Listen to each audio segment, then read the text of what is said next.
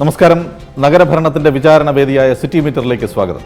തലസ്ഥാന നഗരമായ തിരുവനന്തപുരത്തിന്റെയും കായൽ കാഴ്ചകൾ നിറഞ്ഞ കൊല്ലത്തിന്റെയും നഗരഭരണത്തിന്റെ നാൾവഴികൾ കടന്ന് നമ്മളിപ്പോൾ ഭൂഖണ്ഡത്തിന്റെ സമുദ്ര വ്യാപാര ചരിത്രം പിറന്ന കോഴിക്കോടിന്റെ തീരത്ത് നങ്കൂരമിട്ടിരിക്കുന്നു.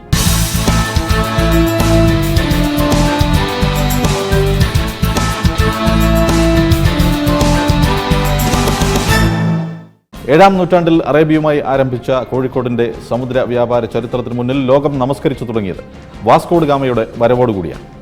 പോർച്ചുഗീസ് സമുദ്ര പര്യവേഷകനായ വാസ്കോ ഡ ഗാമ യൂറോപ്പിൽ നിന്ന് ഏഷ്യയിലേക്ക് ഗാമ കണ്ടെത്തിയ വഴിയിലൂടെ പിന്നെ ബ്രിട്ടീഷുകാരും ഫ്രഞ്ചുകാരും ഡച്ചുകാരും കാപ്പാടിന്റെ കടലോരത്ത് കപ്പലിറങ്ങി. സാമൂതിരിമാരുടെ സ്വന്തം തട്ടകം പിന്നീട് അങ്ങോട്ട് ലോക വ്യാപാര ചരിത്രത്തിൽ എഴുതി ചേർത്തത് സുഗന്ധമുള്ള ചില അധ്യായങ്ങൾ ആണ്.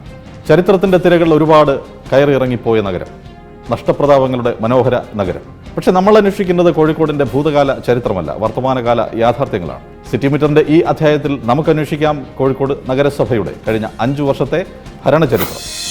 വികസനത്തിന് എന്തു നിർവചനം എഴുതും നമ്മൾ? എവിടേക്ക് വേണമെങ്കിലും എഴുതി അർത്ഥവ്യാപ്തി വരുത്താവുന്ന ഒരു പ്രയോഗം. നഗരഭരണത്തിന്റെ കാര്യത്തിൽ വികസനമെന്നാൽ മേൽപ്പാലങ്ങളുടെയും വീതിയേറിയ നഗരവീഥികളുടെയും കൂറ്റൻ നിർമ്മിതികൾ, 1000 പേരെ നിരനിരയായി ഇരുത്തുന്ന സമ്മേളന ഹാളുകൾ, തിരക്കിന്റെ കുരുക്ക് നിവർത്തുന്ന പുതിയ നഗരമാതൃകകൾ, മാലിന്യ നിർമ്മാർജ്ജനത്തിന് കോടികൾ മുടക്കി നിർമ്മിക്കുന്ന സംസ്കരണ പ്ലാന്റുകൾ, എമ്പാടും ശുദ്ധജലമെത്തിക്കുന്ന കുടിവെള്ള പദ്ധതികൾ, ചേരികളുടെ ഇരുണ്ട മുഖചിത്രം മാറ്റിവരയ്ക്കുന്ന നവീന ഫ്ളാറ്റ് നിർമ്മിതികൾ. വികസനത്തിന്റെ പുതിയ മുഖങ്ങളാണ് ഇതൊക്കെയും. പക്ഷേ അടിസ്ഥാന സൗകര്യ വികസന പദ്ധതികളിൽ മികച്ച നഗരസഭയെന്ന സംസ്ഥാന സർക്കാരിന്റെ അഭിമാന പുരസ്കാരം 2 തവണ ഹൃദയപൂർവ്വം സ്വീകരിച്ച കോഴിക്കോടിന്റെ മേയർ പറയുന്നത് യഥാർത്ഥ വികസന പ്രക്രിയയെക്കുറിച്ചുള്ള വേറിട്ടൊരു കാഴ്ചപ്പാടാണ്. സമൂഹത്തിലെ സാമൂഹ്യമായും സാമ്പത്തികമായും പിന്നോക്കം നിൽക്കുന്ന ജനവിഭാഗങ്ങൾ ഉൾപ്പെടെ എല്ലാവരുടെയും ജീവിതം പടിപടിയായി മെച്ചപ്പെടുത്താൻ ആവശ്യമായ പ്രവർത്തനങ്ങളെല്ലാം തന്നെ വികസനമാണ് എന്ന കാഴ്ചപ്പാടിലാണ് ഞങ്ങൾ പ്രവർത്തിച്ചത് ഈ കഴിഞ്ഞ 5 വർഷം. അതിൽ 2 പ്രധാന മേഖലകളിൽ എടുത്തു പറയാൻ ആഗ്രഹിക്കുന്നത്, ഒന്ന് അംഗൻവാടികൾ, മറ്റൊന്ന് വിദ്യാഭ്യാസ മേഖല. പക്ഷെ പൊതുവേ വികസനം എന്ന് പറയുമ്പോൾ പലരും കണ്ണിൽ കാണുന്നത് അല്ലെ മനസ്സിൽ ചിന്തിക്കുന്നത് റോഡ്, ഫുട്പാത്ത്, ഡ്രെയിനൊക്കെയാണ്. അത് ആവശ്യമില്ലെന്നാണ്. പക്ഷേ അതിലെല്ലാം ഉപരിയായിട്ട് ഒരു കുട്ടിയുടെ വളർച്ച, ആ വളർച്ചയിൽ നിന്നാണ് അവനോ അവളോ മറ്റ് മേഖലകളിലേക്ക് എത്തുന്നത്. അതുകൊണ്ട് തന്നെ അവർക്ക് ആവശ്യമായ സംവിധാനം ഒരുക്കേണ്ടത് ഈ തദ്ദേശ സ്വയംഭരണ സ്ഥാപനങ്ങളുടെ ലക്ഷ്യമായിരിക്കണമെന്ന ഒരു കാഴ്ചപ്പാട് ഞങ്ങൾക്കുണ്ട്. അപ്പോൾ കഴിഞ്ഞ ഈ 5 വർഷം കൊണ്ട് 45ഓളം അംഗൻവാടികൾക്ക് കെട്ടിടം നിർമ്മിച്ച് ഉദ്ഘാടനം ചെയ്തു. മറ്റൊരു 50 എണ്ണം ഇപ്പം പ്രവർത്തനം നടത്തുകൊണ്ടിരിക്കുകയാണ്. അവരുടെ മൊത്തത്തിലുള്ള വളർച്ച വേണ്ട രീതിയിൽ ഉറപ്പാക്കുക എന്നുള്ളത്, അതിനാവശ്യമായ പോഷകാഹാരങ്ങളും കോടിക്കണക്കിന് രൂപ ചെലവഴിച്ച് ഞങ്ങൾ നൽകിയിട്ടുണ്ട്. മറ്റൊന്ന് വിദ്യാഭ്യാസ മേഖലയുടെ, ഞാൻ അംഗൻവാടി മാത്രമേ പറഞ്ഞുള്ളൂ, കോടിക്കണക്കിന് രൂപയുടെ പുതിയ ക്ലാസ് റൂംസ് ഞങ്ങൾ സർക്കാർ വിദ്യാഭ്യാസ സ്ഥാപനങ്ങൾക്ക് പൂർത്തീകരിച്ചു കൊടുത്തത്. അത് ഇപ്പം സർക്കാർ വിദ്യാഭ്യാസ സ്ഥാപനങ്ങൾ LP, UP, ഹൈസ്കൂളും ഹയർ സെക്കൻഡറിയും തദ്ദേശ സ്വയംഭരണ സ്ഥാപനങ്ങൾക്ക് കൈമാറിയിരിക്കുകയാണ്. അപ്പോൾ ആ സ്ഥാപനങ്ങളുടെ മെച്ചപ്പെട്ട പ്രവർത്തനത്തിൻ്റെ ഉത്തരവാദിത്തം കോഴിക്കോട് കോർപ്പറേഷൻ, ഈ കോർപ്പറേഷനൊക്കെ ഉണ്ട്. മറ്റൊരു മേഖല എനിക്ക് പറയാനുള്ളത് സാനിറ്റേഷൻ, മാലിന്യ സംസ്കരണം. ഈ കൗൺസിൽ വന്നിട്ട് ഞങ്ങൾക്ക് 2 അവാർഡ് കിട്ടി. നിങ്ങൾക്ക് അറിഞ്ഞു കാണും. ഒന്ന് പരിസ്ഥിതി മന്ത്രാലയത്തിൻ്റെ കാർബൺ ക്രെഡിറ്റ് 60 ലക്ഷം രൂപ കിട്ടിയത് ഞെളിയമ്പറമ്പിലെ മാലിന്യ സംസ്കരണത്തിനാണ്. വികസനത്തെക്കുറിച്ചുള്ള മേയറുടെ വ്യത്യസ്തമായ കാഴ്ചപ്പാടും സങ്കല്പങ്ങളും കൊണ്ട് നഗരഭരണത്തിൽ വികസനത്തിന്റെ അരിവെന്തു പാകമാകും എന്ന് അത്ര വേഗം സമ്മതിച്ചു തരില്ല സംസ്ഥാനത്ത് ഫിഷറീസ് വകുപ്പ് മന്ത്രി ആയി കൂടി ഭരണപരിചയമുള്ള കോഴിക്കോട് നഗരസഭയുടെ പ്രതിപക്ഷ നേതാവ് MT പത്മ. ഗ്രാമീണ റോഡുകളെ പോലും തോൽപ്പിക്കുന്ന, അറ്റകുറ്റപ്പണികളുടെ അരികത്ത് പോലും ചെല്ലാത്ത നഗരവീഥികളിലൂടെ സഞ്ചരിച്ച് ചെന്ന് സംസ്ഥാനത്തെ ഏറ്റവും മികച്ച നഗരസഭയ്ക്കുള്ള പുരസ്കാരം 2 വട്ടം കൈനീട്ടി വാങ്ങിയ ഇടത് ഭരണത്തെ പരിഹസിക്കുക മാത്രമല്ല, മനസാക്ഷി ഉണ്ടായിരുന്നെങ്കിൽ അവരത് ചെയ്യുമായിരുന്നില്ല എന്നുകൂടി പറയുന്നു MT പത്മ. സത്യം പറഞ്ഞാൽ ആ അവാർഡ് കൊടുത്തിട്ടുള്ള ആളുകളെ 2 ദിവസം നമുക്ക് കിട്ടിയാൽ യഥാർത്ഥ കോർപ്പറേഷൻ്റെ സ്ഥിതിയും നമുക്ക് കാണിച്ചു കൊടുക്കാൻ സാധിക്കുമായിരുന്നു. 3-4 റോഡ് വൃത്തിയാക്കിയിട്ട് ആ റോഡിൽ കൂടി കൊണ്ടുപോയിട്ട് ഈ കോഴിക്കോട് റോഡ് മുഴുവൻ ശരിയാണ് എന്ന് പറഞ്ഞിട്ട് അവാർഡ് വാങ്ങിക്കാൻ എല്ലാവർക്കും സാധിക്കും. പക്ഷേ അന്ധന്മാരാവാൻ പാടില്ല. അവർ ഉദ്ദേശിക്കുന്ന സ്ഥലത്തിൽ കൂടി പോയാൽ പോരല്ലോ. കോഴിക്കോട് കോർപ്പറേഷൻ എന്ന് പറയുമ്പോൾ ഒന്ന് ചുറ്റി സഞ്ചരിക്കണ്ടേ? 4 റോഡ് നോക്കിയിട്ട് കോഴിക്കോട് പെർഫെക്റ്റ് ആണെന്ന് പറഞ്ഞിട്ട് പോയാൽ ശരിയാവുമോ?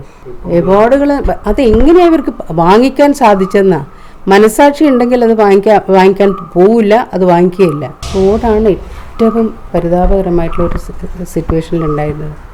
ഒരു 39 കൊല്ലം റോഡ് വേണം എന്ന് 39 കൊല്ലം മുമ്പ് ആവശ്യപ്പെട്ടിട്ടുള്ള ആ റോഡിൻ്റെ പ്രവർത്തനം ഇപ്പോൾ തുടങ്ങുന്നേ ഉള്ളൂ.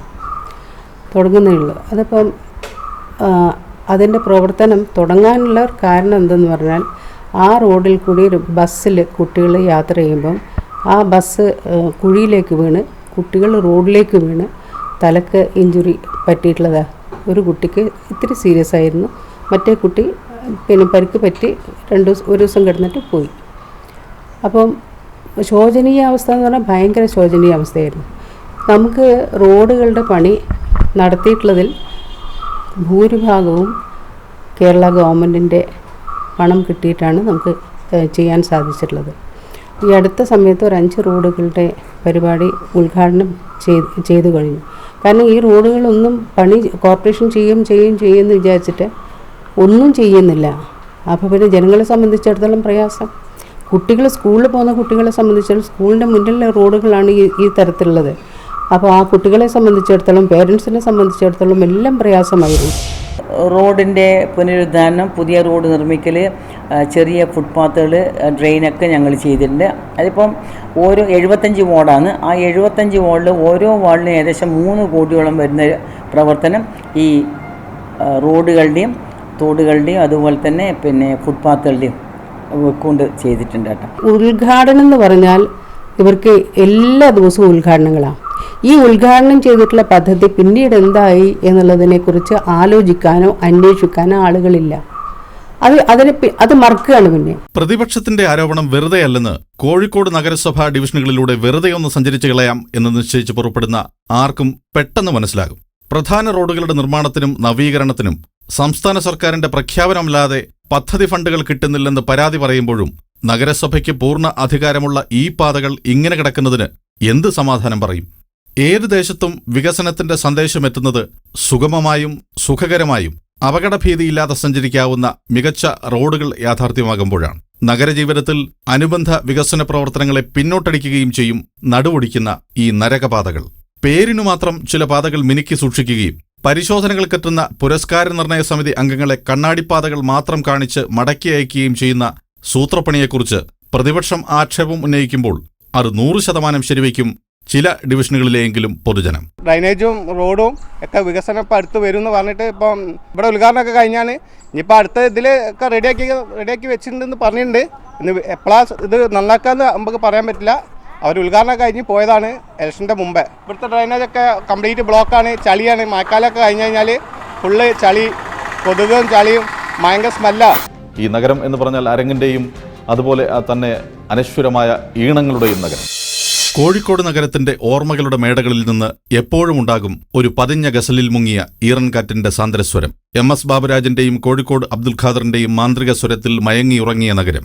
മാപ്പിളപ്പാട്ടിന്റെ മൈലാഞ്ചി മൊഞ്ചിൽ നെഞ്ചിടിപ്പ് ചേർത്ത നഗരം. നാടകത്തിനും സംഗീതത്തിനും കാൽപന്തിനൊപ്പം മത്സര മൈതാനങ്ങളിൽ നിറഞ്ഞു കവിയുന്ന കയ്യടികൾക്കും കാതോർത്തിരുന്ന നഗരം.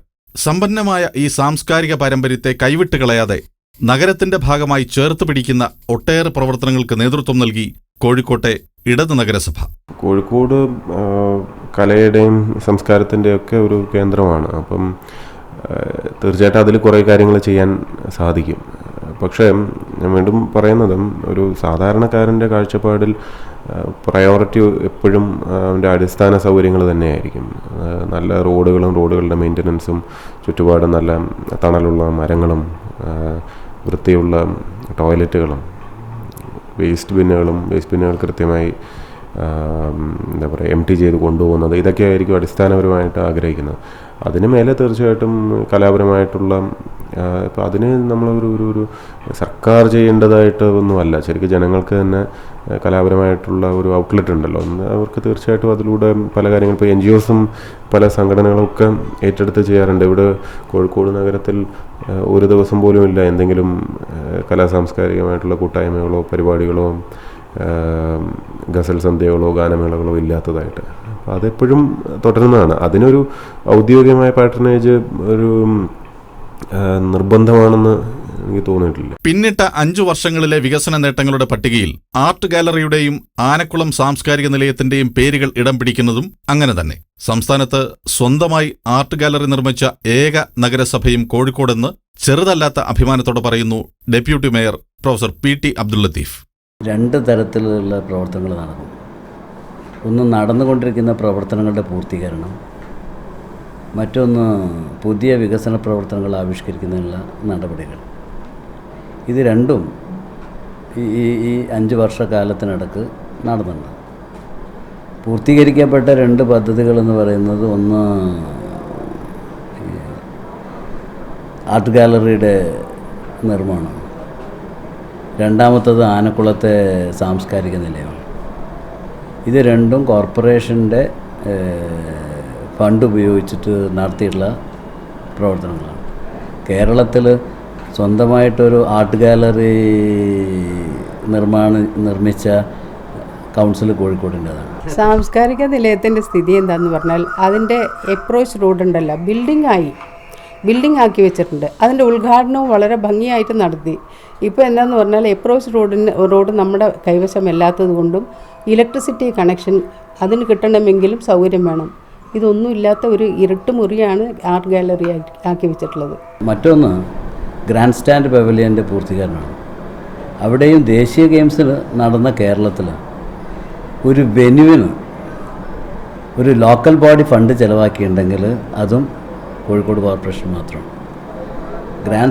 ദേശീയ ഗെയിംസ് നടക്കുന്നതിന് വേണ്ടി ഗ്രാൻഡ് സ്റ്റാൻഡ് പവലിയൻ പൂർത്തീകരിക്കാൻ അതിന് വന്ന മൊത്തം ചെലവിൻ്റെ 45% വഹിച്ചിട്ടുള്ളത് കോഴിക്കോട് കോർപ്പറേഷൻ കൗൺസിലാണ്. മൂന്നാമത്തത് ഇപ്പോൾ കോതി പാലം ഉണ്ടായിട്ട് വർഷങ്ങളായി. വർഷങ്ങളെന്ന് പറയുന്നതിനേക്കാൾ നല്ലത് എനിക്ക് തോന്നുന്നു പതിറ്റാണ്ടുകളായി എന്ന് പറയുന്നതായിരിക്കും. ആ ഒരു അപ്രോച്ച് റോഡിൻ്റെ നിർമ്മാണത്തിന് ഏറ്റവും വലിയ തോതിൽ പുനരധിവാസം നിർവഹിച്ചു കൊടുത്തത് കോഴിക്കോട് കോർപ്പറേഷൻ കൗൺസിലാണ്.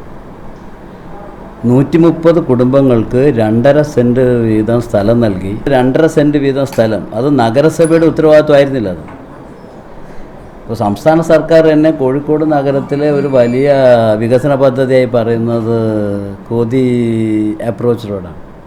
ആ റോഡ് സാധ്യമാക്കുന്നതിൽ വലിയ പങ്ക് വഹിച്ചിട്ടുള്ളത് കോഴിക്കോട് കോർപ്പറേഷൻ്റെ ഈ പുനരധിവാസ പാക്കേജാണ്. കേരളത്തിൽ ഒരു സർക്കാരിൻ്റെ പ്രോജക്റ്റിൻ്റെ നിർവ്വഹണത്തിന് ഇത്രയധികം ബാക്കിംഗ് നൽകിയ മറ്റൊരു കൗൺസിൽ കേരളത്തിൽ ഉണ്ടാകില്ല എന്ന് പറയാൻ. പക്ഷേ ഡെപ്യൂട്ടി മേയറുടെ ഇത്തരം അവകാശവാദങ്ങളെ അല്പം ഒരു പരിഹാസഭാവത്തോടെ ചൂണ്ടിക്കാണിക്കുക മാത്രമല്ല, ചില യാഥാർത്ഥ്യങ്ങളിലേക്ക് കൂടി വിരൽ ചൂണ്ടുന്നു പ്രതിപക്ഷ നേതൃസ്ഥാനത്തുള്ള MT പത്മ. പലപ്പോഴും ഇത്തരം അവകാശവാദങ്ങളുടെ യഥാർത്ഥ മുഖം വെളിപ്പെടുന്നത് ആക്ഷേപ വചനങ്ങളിൽ ആയിരിക്കും എന്നുള്ളതും ഒരു സത്യം. ഈ ട്രാഫിക് പ്രോബ്ലം ഉള്ളത് കൊണ്ട് തന്നെ നമ്മളൊരു പദ്ധതി ആസൂത്രണം ചെയ്യാം എന്ന് പറഞ്ഞിരുന്നു. ഈ വാഹനങ്ങൾ നിർത്തിയിടുന്നതിന് വേണ്ടിയിട്ടുള്ള ഒരു സംവിധാനം. ആ സംവിധാനം ഇതുവരെ വന്നില്ല, എവിടെയും ആയില്ല. ആളുകൾ വണ്ടിയും കൊണ്ട് പോകുന്നു, പിന്നെ തമ്മിലടിക്കുന്നു, അതുപോലെ തന്നെ മണിക്കൂറുകൾ എടുക്കുന്നു. ഒരു ആംബുലൻസ് തന്നെ പോകണമെങ്കിൽ ഒരു റോഡിൽ കൂടി നീങ്ങാൻ പറ്റാത്ത ഒരു സ്ഥിതിവിശേഷമാണ് നമുക്കിപ്പോൾ ഉള്ളത്. അപ്പം അങ്ങനെയുള്ളൊരു ചുറ്റുപാടാണ്. സാംസ്കാരിക തനിമയ്ക്കും പുരസ്കാരങ്ങൾക്കുമെല്ലാം അപ്പുറത്ത് ഏത് നഗരവും പുതിയ കാലത്ത് നേരിടുന്ന വലിയ വെല്ലുവിളി മാലിന്യ നിർമ്മാർജ്ജനം തന്നെയാണ്. ശുചിത്വ പരിപാലനത്തിൽ പൂർണ്ണ ഉത്തരവാദിത്വമുള്ള നഗരസഭകൾ ഏറ്റവും അധികം ശ്വാസം മുട്ടുന്നതും ഈ വിഷയത്തിൽ തന്നെ. വ്യാപാര നഗരമായ കോഴിക്കോട്ട് സ്വാഭാവികമായും വഴിയോരങ്ങളിൽ മാലിന്യമേറും. വികസനത്തെക്കുറിച്ച് മേയറും ഭരണപക്ഷവും എത്ര വ്യത്യസ്തമായ കാഴ്ചപ്പാടുകൾ പുലർത്തിയാലും മൂക്കുപൊത്താതെ നഗരവീഥികളിലൂടെ നടക്കാൻ കഴിയുന്നില്ലെങ്കിൽ ഏത് വികസനവും അർത്ഥരഹിതമാവുകയുള്ളൂ. വ്യാപാര നഗരമായ കോഴിക്കോട്ട് ഓരോ പകൽ നേരത്തും കമ്പോളങ്ങളിൽ വന്നുചേരുന്നത് ഭരണകേന്ദ്രമായ തിരുവനന്തപുരത്ത് എത്തുന്നതിലും അധികം പേരാണ്. 5 ലക്ഷത്തോളം വരുന്ന ജനസഞ്ചയം നഗരത്തിൽ ഉപേക്ഷിച്ചു കളയുന്ന മാലിന്യം മാത്രം മതി കോർപ്പറേഷന്റെ ശുചിത്വ പരിപാലന സംവിധാനങ്ങളെ ആകെ തകിടം മറിക്കാൻ. 10 വർഷം മുമ്പുള്ള കണക്കനുസരിച്ച് പോലും ഓരോ ദിവസവും 250 ടൺ മാലിന്യമാണ് നഗരത്തിൽ നിറയുന്നത്. ഇതിൽ ഖരമാലിന്യങ്ങൾ മാത്രമുണ്ട് 20 ടൺ. ആയിരക്കണക്കിന് ഹോട്ടലുകൾ, 100-ലധികം ആശുപത്രികൾ, മാംസവിൽപ്പനശാലകൾ, പച്ചക്കറി കമ്പോളങ്ങൾ, മൊത്തവ്യാപാര കേന്ദ്രങ്ങൾ, ഇവിടങ്ങളിൽ നിന്നെല്ലാം ഉപേക്ഷിക്കുന്ന മാലിന്യങ്ങളുടെ സംസ്കരണത്തിന് ഇതുവരെയുമില്ല കേന്ദ്രീകൃത പദ്ധതികളൊന്നും. സ്വാഭാവികമായും നഗരസഭയ്ക്കെതിരെയുള്ള വലിയ ആക്ഷേപങ്ങളിലൊന്നും മാലിന്യ നിർമ്മാർജ്ജനവുമായി ബന്ധപ്പെട്ടത് തന്നെ. പ്രതിസന്ധികളെയും പരിമിതികളെയും മറികടന്ന് കോഴിക്കോട് നഗരസഭയിലെ മുഖദാർ ഡിവിഷനിൽ ശുചിത്വത്തിന്റെ ചില തെളിഞ്ഞ കാഴ്ചകൾക്കായി പരിശ്രമം നടത്തിയതിന്റെ കഥ പറയുകയാണ് മുസ്ലിം ലീഗിൽ നിന്നുള്ള കൗൺസിലർ ആയ ബ്രസീലിയ ഷംസുദ്ദീൻ. 2 ഡിവിഷനുകൾ കൂട്ടിച്ചേർത്ത് കുറെ കൂടി വിസ്തൃതമായ ഒരു ഡിവിഷൻ കൈവശം വന്നു ചേർന്നപ്പോൾ അതിന് അനുസൃതമായി വികസന ഫണ്ടുകളോ അനുബന്ധ സൗകര്യങ്ങളോ തനിക്ക് ലഭിച്ചില്ല എന്ന ആക്ഷേപം ഉന്നയിക്കുകയാണ് കൗൺസിലർ ബ്രസീലിയ ഷംസുദ്ദീൻ. പക്ഷേ കൈവശമുള്ള ഫണ്ട് ഉപയോഗിച്ച് മുഖദാർ ഡിവിഷനിൽ ബ്രസീലിയ എന്ത് വികസന പ്രവർത്തനം നടത്തി എന്ന് ഇതിന് ശേഷം നമുക്ക് പരിശോധിക്കാം. ഏറ്റവും അധികം പ്രശ്നമായി തോന്നിയത് മാലിന്യ വിഷയങ്ങളിലാണ്. ഒരുപാട് 70-ൽ പരം അഴുക്കുചാലുകളുള്ള വളരെ കൺജസ്റ്റഡ് ആയിട്ടുള്ള ഒരു വാർഡായിരുന്നു. അതുകൊണ്ട് തന്നെ കോഴിക്കോട് കോർപ്പറേഷൻ ആ 2 വാർഡ് കൂട്ടിച്ചേർത്ത സമയത്ത് ഫണ്ട് അധികം അനുവദിക്കാതിരുന്നത് എനിക്ക് വലിയ ഒരു വിഷയമായിരുന്നു. കാരണം പൂർണ്ണമായ ജനങ്ങൾക്ക് അനുസൃതമായിട്ട് അവർ പറയുന്ന രീതിയിൽ ക്ലീനിങ് പ്രവർത്തനങ്ങൾ നടത്താൻ വേണ്ടി സാധിച്ചിട്ടില്ല. മാത്രവുമല്ല നമ്മുടെ ഹെൽത്ത് സർക്കിളിൽ വേണ്ടത്ര വണ്ടികളോ വേണ്ടത്ര ആളുകളോ നമുക്ക് ഉണ്ടായിരുന്നില്ല എന്നുള്ളത് യാഥാർത്ഥ്യമായിരുന്നു. ഇതിൻ്റെയൊക്കെ കാരണം കൊണ്ട് നമുക്ക് ആ വിഷയങ്ങളിൽ വളരെ കുറച്ച് പിന്നോക്കമായിട്ട് ആണ് എനിക്ക് തോന്നുന്നത്. അതുപോലെ തന്നെ കുത്തുകല്ല് മത്സ്യ മാർക്കറ്റിന് നേരെ ഓപ്പോസിറ്റുള്ള ഭാഗം മുഴുവനും മാലിന്യ കൂമ്പാരം കൊണ്ട് ശരിക്കും നമ്മളെ ഞെളിയമ്പറമ്പിൻ്റെ സ്ഥിതിയിലേക്ക് വന്നുകൊണ്ടിരിക്കുകയായിരുന്നു. അപ്പോൾ ഞാൻ അതായിരുന്നു ചൂണ്ടിക്കാണിച്ചത്. അവിടെ ഒന്നും ചെയ്യാൻ പറ്റാതിരുന്ന സാഹചര്യത്തിൽ ഞാൻ വന്ന സമയത്ത് തന്നെ അവിടെ പെട്ടെന്ന് ക്ലീൻ ചെയ്യുകയും നമ്മളവിടെ നല്ലൊരു സുന്ദരമായ ഒരു കെട്ടിടം, അംഗനവാടി കെട്ടിടം നിർമ്മിക്കുകയും ചെയ്തു. അതൊരു വലിയൊരു പ്രോജക്റ്റായിരുന്നു. KSUDPയുടെ വലിയൊരു പ്രോജക്റ്റായിരുന്നു അത്. അംഗനവാടി കെട്ടിടവും അതോടൊപ്പം തന്നെ അതിൻ്റെ പിന്നിലുള്ള എഴുത്തച്ചിൻകണ്ടിപ്പറമ്പ് തുടങ്ങിയ വലിയ ഡ്രൈനേജ് കവറിംഗ് സ്ലാബും ഇതോടൊപ്പം 25 ലക്ഷത്തിൻ്റെ ഒരു വർക്കായി ഫസ്റ്റ് തന്നെ നമുക്കത് നടത്താൻ സാധിച്ചു. എഴുത്തച്ചൻകണ്ടിപ്പറമ്പിൽ ഞാൻ പ്രസംഗിക്കുന്ന സമയത്ത് എപ്പോഴും പറയാറുണ്ടായിരുന്നു, അവിടെ നടക്കുമ്പോൾ ഡ്രെയിന് നമ്മൾ കാല് ചവിട്ടിക്കഴിഞ്ഞാൽ വെള്ളമാണ് പുറത്തേക്ക് വരിക. അപ്പോൾ ഈ ഒരു സാധനവും ഞാൻ ഈ വോട്ട് പിടിക്കുന്ന സമയത്ത് ചൂണ്ടിക്കാണിച്ചൊരു വിഷയമായിരുന്നു. അതും ഞാൻ എൻ്റെ വർക്ക് എന്നുള്ള നിലയിൽ എഴുത്തച്ചൻകണ്ടിപ്പറമ്പ് നല്ല ഫുട്പാത്ത് വർക്ക് അവിടെ നടക്കുകയുണ്ടായി. അതും വളരെ ചാരിതാർത്ഥ്യമുള്ളൊരു സംഭവമാണ്. അതോടൊപ്പം തന്നെ MLA വർക്കും തീരദേശ ഫണ്ടും ഒക്കെ നമ്മൾ ഈ വാർഡിൽ ഉപയോഗിച്ചിട്ടുണ്ട്. ഏകദേശം ഒരു 1.5 കോടിയോളം വികസന പ്രവർത്തനങ്ങൾ നമ്മുടെ വാർഡിൽ കാഴ്ചവെക്കാൻ വേണ്ടി സാധിച്ചു.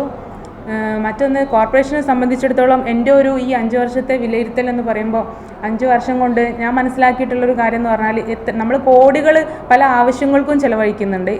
എന്നിരുന്നാൽ പോലും ഇവിടെ മാലിന്യ നിർമ്മാർജ്ജനത്തിൻ്റെ വിഷയത്തിൽ ഒരു യഥാർത്ഥത്തിലുള്ള ഒരു പ്രോജക്റ്റ് നമുക്ക് കൊണ്ടുവരാൻ സാധിച്ചില്ല എന്നുള്ളത് വളരെ സങ്കടകരമായിട്ടുള്ള ഒരു കാര്യമാണ്. കാരണം നമ്മൾ ജനങ്ങളോട് ഇവിടെ ഡംപ് ചെയ്യരുത് അവിടെ ഡംപ് ചെയ്യരുത് എന്ന് പറയുമ്പോഴും ഇത് എന്ത് ചെയ്യണം എന്നുള്ള വ്യക്തമായ ഒരു ധാരണ അത് കോർപ്പറേഷന് തന്നെയായിരുന്നു വേണ്ടിയിരുന്നത്. അത് ഇതുവരെക്കും നമുക്ക് സാധിച്ചിട്ടില്ല. വെസ്റ്റിൽ റീസൈക്ലിംഗ് യൂണിറ്റ് ആണെങ്കിൽ അവിടെ പൂട്ടിക്കിടക്കുകയാണ്. അപ്പോൾ ഇങ്ങനെയുള്ള ഈ മാലിന്യ നിർമ്മാർജ്ജന വിഷയത്തിൽ ജനങ്ങൾക്ക് ഏറ്റവും ആവശ്യകരമായിട്ടുള്ള ഈ ഒരു സാധനം ഇതുവരെ നമുക്ക് കോർപ്പറേഷന് ചെയ്യാൻ സാധിച്ചില്ല എന്നുള്ളത് ആണ് വളരെയധികം ഖേദകരമായി തോന്നുന്നത്. സ്വന്തം ഡിവിഷനിൽ 70-ലധികം അഴുക്കുചാലുകൾ നിർമ്മിച്ചതിൻ്റെയും മാലിന്യ നിർമ്മാർജ്ജനവുമായി ബന്ധപ്പെട്ടും ചേരി നിർമ്മാർജ്ജനവുമായി ബന്ധപ്പെട്ടും വോട്ടർമാർക്ക് നൽകിയ വാഗ്ദാനങ്ങൾ ഒന്നൊഴിയാതെ പാലിച്ചതിൻ്റെയും മികവുകൾ, ആ കഥകൾ ബ്രസീലിയ നിരത്തുമ്പോൾ കഴിഞ്ഞ തവണത്തെ കൗൺസിലറും കഴിഞ്ഞ തവണ മത്സരിച്ച് പരാജയപ്പെട്ട CPM സ്ഥാനാർത്ഥിയുമായ മറിയം ടീച്ചർ പറയുന്നത് താൻ കൗൺസിലർ ആയിരുന്നപ്പോൾ കണ്ട വികസന പ്രവർത്തനങ്ങൾ, അന്ന് നടപ്പാക്കിയ വികസന പ്രവർത്തനങ്ങൾ അധികമായി യാതൊന്നും മുഖദാറിൽ കാണാൻ കഴിയുന്നില്ലെന്ന്. ബ്രസീലിയെ സംബന്ധിച്ചിടത്തോളം ഇപ്പോൾ 1.3 പറഞ്ഞല്ലോ, പറഞ്ഞതിൽ അത്രമാത്രം ഒരു വികസന പ്രവർത്തനം നടത്തിയതായിട്ട് ഞാൻ ചെന്നപ്പോഴും കണ്ടിട്ടില്ല. പിന്നെ അവിടുത്തെ ആളുകളിൽ നിന്നുള്ള അഭിപ്രായവും ഞാൻ കേട്ടിട്ടില്ല. ആ ഒരു രീതിയിൽ ബ്രസീലിയെ സംബന്ധിച്ചിടത്തോളം അവർക്ക് സാധാരണക്കാരായ ആളുകളിലേക്ക് ഇറങ്ങി വരാൻ വേണ്ടി പറ്റാത്തൊരു അവസ്ഥയാണുള്ളത്. പിന്നെ മറ്റൊന്ന് പറയാൻ, നമ്മുടെ ബീച്ച് ഏരിയയിൽ ബോറവളപ്പ് എന്ന് പറഞ്ഞൊരു ഭാഗമുണ്ട് ബീച്ച് ഏരിയയിൽ. ഇപ്പോൾ കോതി അപ്രോച്ച് റോഡൊക്കെ ചെയ്തതിൻ്റെ തൊട്ടടുത്തുള്ള അവിടെ എന്ന് പറഞ്ഞിട്ടുണ്ടെങ്കിൽ അവരുടെ വേസ്റ്റ് വാട്ടർ ആണെങ്കിലും റെയിൻ വാട്ടർ ആണെങ്കിലും പോകാനുള്ള ഒരു സംവിധാനം ഉണ്ടായിരുന്നില്ല. അപ്പോൾ അവിടെ ആളുകൾ നിർദ്ദേശപ്രകാരം നമ്മൾ 2.5-3 ലക്ഷത്തോളം രൂപ ചെലവാക്കി അത് ഒരുപാട് തവണ ആളുകളുമായിക്കൊണ്ട് ചർച്ച ചെയ്ത ശേഷം അവിടെ ഒരു ഡ്രെയിൻ ഇടാൻ വേണ്ടി നമുക്ക് പെർമിഷൻ കിട്ടിയത്.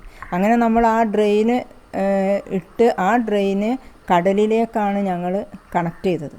അവിടെ ഓൾറെഡി ഒരു ചെറിയൊരു ഉണ്ടായിരുന്നു, കടലിലേക്ക് വെള്ളം പോകാനുള്ളൊരു സംവിധാനമുണ്ട്. പക്ഷേ ഈ ബോറവളപ്പൊന്നും കടലെത്താനുള്ള ഒരു ലിങ്ക് ഉണ്ടായിരുന്നില്ല. പക്ഷേ നമ്മളത് കുറേ ആളുകളുമായിക്കൊണ്ട് ഒരുപാട് തവണ ചർച്ച ചെയ്ത് ഒരുപാട് പ്രശ്നങ്ങളൊക്കെ ഉണ്ടായ ശേഷം നമ്മളത് ആ സാക്ഷാത്കരിച്ച് ഏതായാലും ഉണ്ടാക്കിയ ശേഷം ഇപ്പോൾ അവരെന്താ ചെയ്തതെന്ന് പറഞ്ഞാൽ ഈ അപ്രോച്ച്ഡ് റോഡ് വന്നതിൻ്റെ ഭാഗമായിക്കൊണ്ട് ആ ഒരു ഡ്രെയിന് അടച്ചൊരു അവസ്ഥയിലാണ് ഇപ്പോൾ ഉള്ളത്. അതുകൊണ്ട് തന്നെ ആ പ്രദേശത്തുള്ള ആളുകൾക്ക് അതിൽ ശക്തമായ പ്രതിഷേധവും എതിർപ്പും. പിന്നെ സ്ട്രീറ്റ് ലൈറ്റിൻ്റെ കാര്യം പറയുകയാണെങ്കിൽ അരയാന്തോപ്പ് ആ കാലിക്കറ്റ് ഗേൾസ് ഹൈസ്കൂളിൻ്റെ ബാക്ക് സൈഡിലുള്ള ഫുട്പാത്തിലെ പോസ്റ്റ് വരെ ഒരു മാറ്റിയ നിലയിലാണ് ഇപ്പോൾ ഉള്ളത്. ഇതൊന്നും പിന്നെ വന്ന് നോക്കാൻ നമ്മുടെ കൗൺസിലറെയും അല്ലെങ്കിൽ കൗൺസിലർ പ്രതിനിധീകരിക്കുന്ന പാർട്ടിയെയും അവിടെ കാണാത്തൊരു സാഹചര്യമാണ് ഇപ്പോൾ ഉള്ളത്. മലബാറിന്റെ വ്യാപാരമുഖമാണ് കോഴിക്കോട് വലിയങ്ങാടി. 15-ാം നൂറ്റാണ്ടിൽ ചൈനയിൽ നിന്നും അറേബ്യയിൽ നിന്നും ഇറ്റലിയിൽ നിന്നുമുള്ള വ്യാപാരികൾ മലബാറിന്റെ സുഗന്ധവ്യഞ്ജനങ്ങൾ തേടി വന്നിരുന്ന കമ്പോളം. വിദേശത്ത് നെയ്ത തുണിത്തരങ്ങൾ അവർ മലബാറിന് കാഴ്ചവെച്ച കമ്പോളം. കേരളത്തിന്റെ പെരുമ ആദ്യം കടൽ കടന്നതും ഈ കമ്പോളങ്ങളിൽ നിന്ന്. ചെറുതും വലുതുമായി കമ്പോളം നിറയുന്ന കച്ചവട സ്ഥാപനങ്ങളിൽ മിക്കവയും ഇന്നും പഴമയുടെ പ്രൗഢിക്കൊപ്പം പരാധീനതകളും പേറുന്നു. റോഡ് വികസനത്തിനും നവീകരണത്തിനും കോടികൾ മുടക്കുമ്പോഴും വലിയങ്ങാടി എന്നും തിരക്കിന് നടുവിൽ തന്നെ. മന്ത്രി MK മുനീർ മുൻകൈയെടുത്ത് 2013-ൽ കോഴിക്കോട് നഗരത്തിൽ 18 റോഡുകളുടെ നവീകരണത്തിന് അനുവദിച്ചത് 40 കോടി രൂപയാണ്. ഈ തുക വിനിയോഗിച്ച് റോഡ് വികസനം നടപ്പാക്കിയതിന്റെ നേട്ടം നഗരസഭാ ഭരണക്കാർ പ്രത്യേകം പറയുകയും ചെയ്യും. പക്ഷേ പഴയ വ്യാപാര സ്ഥാപനങ്ങൾ ഇടതങ്ങിയ വലിയങ്ങാടിയിൽ സ്ഥലം ഏറ്റെടുത്തുള്ള റോഡ് വികസനത്തിന് വലിയ പരിമിതികളുണ്ട്. റോഡ് നിർമ്മാണത്തിന് പദ്ധതി ഫണ്ട് അനുവദിക്കാതെ കോർപ്പറേഷൻ രാഷ്ട്രീയ വൈരം തീർക്കുകയാണെന്ന ആക്ഷേപമുണ്ട് പ്രതിപക്ഷ കൗൺസിലർമാരിൽ പലർക്കും. പക്ഷേ റോഡ് പദ്ധതികൾ സംബന്ധിച്ച് കൃത്യമായ പ്രോജക്റ്റ് സമർപ്പിച്ച് അത് നേടിയെടുക്കുന്നതിൽ കൗൺസിലർമാർക്കുള്ള അജ്ഞതയാണ് പ്രശ്നങ്ങൾക്ക് കാരണമെന്ന് ഭരണപക്ഷവും വാദിക്കുന്നു. ആരോപണ പ്രത്യാരോപണങ്ങൾ തുടരുമ്പോൾ കോഴിക്കോടിന്റെ തീരമേഖലയും നഗരവൃത്തത്തിന് പുറത്തുള്ള ഡിവിഷനുകളും നേരിടുന്ന യാത്രാക്ലേശവും റോഡ് ദുരിതങ്ങളും കാണാതിരിക്കാനാവില്ല. തീരമേഖലയും താഴ്ന്ന പ്രദേശങ്ങളും മഴക്കാലത്ത് വെള്ളക്കെട്ട് ഭീഷണിയിലാകുന്നത് തടയാൻ ഇതുവരെയില്ല ഒരു സമഗ്ര പദ്ധതിയും. ഓരോ മേഖലയ്ക്കും അനുസൃതവും ഭൂമിശാസ്ത്ര പരിസ്ഥിതിക്ക് യോജിച്ചതുമായ റോഡുകൾ ആസൂത്രണം ചെയ്യുന്നതിനു പകരം റോഡ് വികസന പദ്ധതികൾ തോന്നിയപടി നിർവഹിക്കുമ്പോൾ അവശേഷിക്കുന്നത് ഈ ദുരിതക്കാഴ്ചകൾ മാത്രമാണ്. പ്രതീക്ഷകളും ആവശ്യങ്ങളും അധികമായിരിക്കുകയും അവ നിർവഹിക്കാനും പരിഹരിക്കാനും ഉള്ള പദ്ധതികളോ ഉപാധികളോ പരിമിതമായിരിക്കുകയും ചെയ്യുമ്പോഴാണ് എവിടെയും ഏത് നഗരസഭയിലും വികസനം വഴിമുട്ടിപ്പോകുന്നത്. നഗരസഭകളുടെ പ്രാദേശിക വികസന കാര്യം പരിശോധിച്ചാൽ നഗരസഭകളുടെ ഡിവിഷനുകൾക്ക് ഉള്ള തനത് ഫണ്ടും പദ്ധതി ഫണ്ടും കൊണ്ട് മാത്രം കാര്യം നടക്കില്ല. അപ്പോൾ തുണയാകേണ്ടത് സംസ്ഥാന സർക്കാരാണ്. മന്ത്രി MK മുനീറിന്റെ പ്രത്യേക താൽപര്യപ്രകാരം റോഡ് വികസനത്തിനായി 40 കോടി രൂപ ലഭിച്ചതിന്റെയും അതുപോലെ തന്നെ 5.5 കോടി രൂപ മുടക്കിയുള്ള വലിയങ്ങാടി നവീകരണത്തിന്റെയും അഭിമാന കഥ പങ്കുവയ്ക്കുകയാണ് വലിയങ്ങാടിയുടെ സഭാനായകൻ കിഷൻ സിംഗ്. എനിക്ക് ലഭിച്ച ഒരുപാട് പ്ലാൻ ഫണ്ടുകൾ കോഴിക്കോട് നഗരസഭയിലെ ഏറ്റവും വലിയ വാർഡ്, കോഴിക്കോട് നഗരസഭയിലെ ഏറ്റവും വലിയ വാർഡാണ് എൻ്റെ വാർഡ്. ആ വാർഡിൽ എനിക്ക് ചെലവഴിക്കാൻ കഴിഞ്ഞിട്ടുണ്ട്. അതിൽ പുതിയറ ഭാഗമായാലും ആനക്കുളം ഭാഗമായാലും കുറ്റിച്ചിറ ഇവിടെ ഭാഗമായിട്ടുള്ള അലുവ ബസാർ ഭാഗമായാലും ആർക്കും പരാതി ഇല്ല. ആ നിലയിൽ പരമാവധി പരിഹാരം നഗരസഭയുടെ കൗൺസിൽ എന്ന നിലയിൽ എനിക്ക് ചെയ്യാൻ കഴിഞ്ഞിട്ടുണ്ട്. കൂടാതെ കോഴിക്കോട് നഗരസഭയുടെ ഏറ്റവും പ്രധാനപ്പെട്ട ഭാഗം വലിയങ്ങാടി മുതൽക്ക് വലിയങ്ങാടി എന്ന് പറയുന്ന പ്രദേശം, മാവൂർ റോഡ് എന്ന് പറയുന്ന പ്രദേശം, SM street, court road, white road, ചെറുട്ട് റോഡൊക്കെ വരുന്നത്, കോട്ടപ്പറമ്പ് ആശുപത്രി, റെയിൽവേ സ്റ്റേഷൻ, ആനക്കുളം സാംസ്കാരിക നിലയം, Tagore hall, town hall road, മൊഫീസ ബസ് സ്റ്റാൻഡ്, സ്റ്റേഡിയം, ഇതൊക്കെ ഉൾക്കൊള്ളുന്ന ഒരു പ്രദേശമാണ് ഞങ്ങളുടെ ഈ വലിയങ്ങാടി എന്ന് പറയുന്ന വാർഡ്. ആ വാർഡിൽ ഒരു നഗരസഭയുടെ ഫണ്ട് കൊണ്ട് മാത്രം നമുക്ക് വികസന പ്രവർത്തനം നടത്താൻ കഴിയില്ല. അതിന് എനിക്ക് കിട്ടിയ ഏറ്റവും വലിയ അനുഗ്രഹം MK മുനീർ സാഹിബിൻ്റെ MLA എന്ന നിലയിൽ അദ്ദേഹത്തിൻ്റെ കോൺസ്റ്റിറ്റ്യൂൻസിയിലാണ് ഞാൻ ജയിക്കപ്പെട്ടിട്ടുള്ളത്. അദ്ദേഹത്തിൻ്റെമായി ബന്ധപ്പെടുന്ന ഒരു വികസന പ്രവർത്തനം അത് ഈ കൗൺസിൽ അധികാരത്തിൽ വന്നപ്പോൾ 40 കോടിയുടെ ഒരു പാക്കേജ് നഗരസഭയ്ക്ക് ലഭിച്ചു. ഈ 40 കോടി പാക്കേജ് ലഭിച്ചപ്പോൾ ബഹുമാനപ്പെട്ട മേയറോട് തന്നെയാണ് മുനീർ സാഹിബ് പറഞ്ഞത് ഏതൊക്കെ റോഡുകളാണ് ചെയ്യേണ്ടത് എന്ന് ആവശ്യപ്പെട്ടത്. ആ റോഡുകൾ ആവശ്യപ്പെട്ടപ്പോൾ കോർപ്പറേഷൻ എഴുതി കൊടുത്ത റോഡുകൾ അത് നഗരത്തിൻ്റെ ഹൃദയഭാഗത്തുള്ള വികസന പ്രവർത്തനത്തിനാണ് ഉപയോഗിക്കുക. മറ്റു ഉള്ളോട്ടുള്ള പ്രദേശത്തോ കൂട്ടിച്ചേർത്ത പ്രദേശത്തോ ഉപയോഗിക്കാൻ കഴിയില്ല. അപ്പോൾ നഗരപ്രദേശത്തെ ഒരു കൗൺസിലർ എന്ന നിലയിൽ എനിക്കുണ്ടായ ഒരു അനുഗ്രഹം 8 റോഡുകൾ ആദ്യമായ മേയർ എഴുതി കൊടുത്ത 8 റോഡുകൾ ഈ വികസനവുമായി ബന്ധപ്പെട്ടുകൊണ്ട് സർക്കാരിലേക്ക് എഴുതി കൊടുത്തപ്പോൾ അത് എനിക്ക് ലഭിച്ചു. അതിൽ പ്രധാനമായും റെയിൽവേ സ്റ്റേഷൻ മുതൽക്ക് മാനാഞ്ചിറ വരെ പോകുന്ന റോഡ്, പട്ടാളപ്പള്ളി മുതൽക്ക് മാനാഞ്ചിറ വരെ വൈക്കം മുഹമ്മദ് ബഷീർ റോഡ്, 2ാം ഗേറ്റ് മുതൽക്ക് ചെറൂട്ടി നമ്മുടെ കോട്ട് റോഡ് ബീച്ച് വരെയുള്ള റോഡ്, ബോംബെ ഹോട്ടൽ മുതൽക്ക് പിന്നെ നമ്മുടെ കോർപ്പറേഷൻ ഓഫീസ് എൻ്റെ വാർഡിലാണ്, കോർപ്പറേഷൻ ഓഫീസ് വരെ ബീച്ച് ആസ്പത്രി വരെയുള്ള റോഡ്, പാവമണി റോഡിൻ്റെ അവിടുന്ന് നേരെ രാജാജി റോഡിലേക്ക് പോകുന്ന റോഡ്, ഇതൊക്കെ ലഭിച്ചു. ഇത് കൂടാതെ അദ്ദേഹത്തിൻ്റെ സ്വന്തം താല്പര്യപ്രകാരം വലിയങ്ങാടി എന്ന് പറയുന്ന ആ റോഡ് അതിൻ്റെ വാർഡിൽപ്പെട്ട റോഡാണ്. അതിൽ 5.5 കോടി റുപ്യ ചെലവഴിച്ചുകൊണ്ട് വലിയങ്ങാടി നവീകരിച്ചു. അതോടുകൂടി കോഴിക്കോട് നഗരസഭയിലെ ഒരു കൗൺസിലർ എന്ന നിലയിൽ 40 കോടി രൂപ ലഭിച്ചപ്പോൾ എൻ്റെ വാർഡിൽ 8 റോഡുകളും വലിയങ്ങാടി എന്ന് പറയുന്ന ഒരു പ്രോജക്റ്റ് നടപ്പിലായി. അത് ഒരു വലിയൊരു അനുഗ്രഹം, കേരള സർക്കാരിൻ്റെ ഒരു അനുഗ്രഹത്തോട് കിട്ടിയ ഒരു പാക്കേജിൻ്റെ ഭാഗമായിട്ട് കിട്ടിയതാണ്. അതേസമയം ഈ പറഞ്ഞത്രയും അഭിമാനകരം ഒന്നുമല്ല ഡിവിഷനിലെ സ്ഥിതി എന്ന് ചൂണ്ടിക്കാട്ടുകയാണ് കഴിഞ്ഞ തവണ കിഷൻ ചന്ദിനെ നേരിട്ട ആസാദ്. പദ്ധതി നിർവഹണത്തിനും മറ്റും ആയി സംസ്ഥാന സർക്കാരുമായി ചർച്ചകൾ നടത്തിയത് അല്ലാതെ കാര്യമൊന്നും നടന്നില്ല എന്ന് ആസാദ് വാദിക്കുന്നു. എന്ന് മാത്രമല്ല, നഗരസഭാ ഭരണത്തെ രാഷ്ട്രീയ വേദിയാക്കി എന്ന ഗുരുതരമായ ഒരു ആരോപണം കൂടി ഉന്നയിക്കുന്നു ആസാദ്.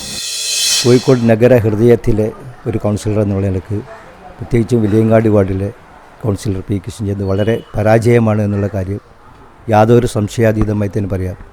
അദ്ദേഹം ചൂണ്ടിക്കാട്ടിയ ആനക്കുളം സാംസ്കാരിക കേന്ദ്രം കഴിഞ്ഞ 5 വർഷം മുമ്പ് LDFൻ്റെ പ്രകടന പത്രികയിൽ ഉൾപ്പെടുത്തി കൊണ്ടുവന്ന കോഴിക്കോട് കോർപ്പറേഷൻ മുൻകൈയെടുത്ത് നടപ്പിലാക്കിയ ഒരു വികസന പദ്ധതിയാണ്. അതിൽ ആ കൗൺസിലർക്ക് യാതൊരു പങ്കുമില്ല എന്നുള്ള കാര്യം ഈ നഗരത്തിലെ ജനതകൾക്ക് അറിയാവുന്നതാണ്. കേരള സർക്കാരിൻ്റെ സഹായത്തോടു കൂടിയിട്ട് നഗരത്തിലെ വിവിധ റോഡുകൾ വികസിപ്പിക്കുന്നതുമായി ബന്ധപ്പെട്ട് ചർച്ചകൾ നടന്നുകൊണ്ടിരിക്കുകയാണ്.